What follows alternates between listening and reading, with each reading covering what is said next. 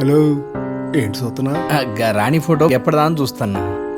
అది మా అమ్మాయి ఫస్ట్ బర్త్డే నాటిదయ్యా. గట్టెట్లయితే సార్, రాణి పుట్టింది 91 కదా. అంటే ఫోటో ఫ్రేమ్ లో తప్పు రాసిందా ఏంటి? నెప్ట్యూన్ స్టూడియో అస్సలు తప్పు జరగదు. సర్టిఫికెట్ లో 1 year ఏజ్ తక్కువ రాయించాను.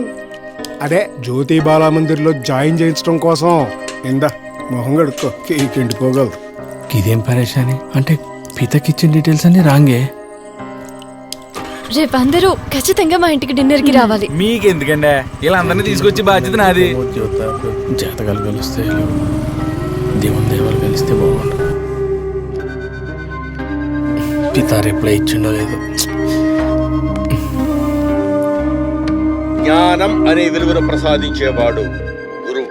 అక్కడ గురువుకి నా ఫోన్ ఎప్పుడు ఎత్తుతారేమో.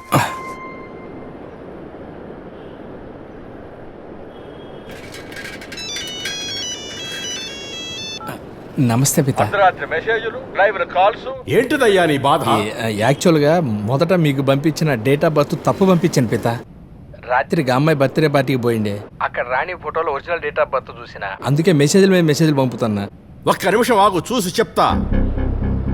జై పిత. అమ్మాయి నీకు పరిచయమైనప్పటి సంది అదృష్టం నీకేమైనా కలిసి వచ్చిందా? అంటే లేదు పిత. రాదు, కలిసి రాదు. కొంచెం క్లియర్గా చెప్పురు పిత, అర్థమైతే లేదు. సూర్యుడు దూరంగా ఉన్నప్పుడే ఎలిగిస్తాడు, దగ్గరకొస్తే దహిస్తాడు. గా పిల్ల జాతకం కూడా అంతే. ట్రాన్స్ఫర్ కాదు కదా, ఉద్యోగమే పీక్తది. పరిష్కారమే లేదా పిత?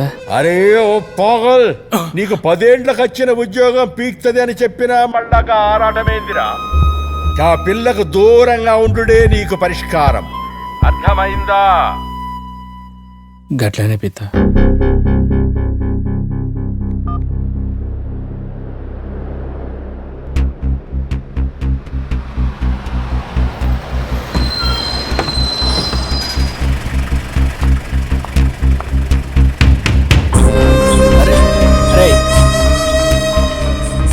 రాణి వస్తుంది, ఆగరా. అరే తొందరపడక, ఆగు. అరే